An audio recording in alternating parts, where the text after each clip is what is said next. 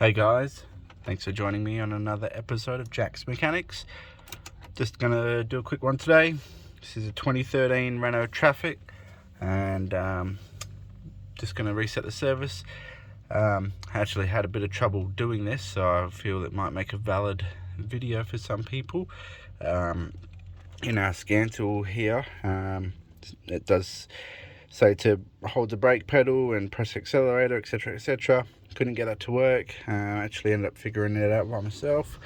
So if we key up the vehicle, and on the wiper stalk here we've got our menu button.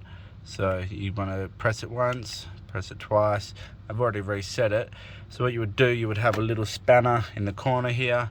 You would hold your button down, and basically that little spanner would start flashing, then the service would start flashing, and you just keep holding that button in until the service comes to a solid light like this, when saying the correct interval, and then we will just turn the car off, and then we'll start the car to confirm that it's reset. And that's where we're at. So yep, little button on the side here, scroll through our menu.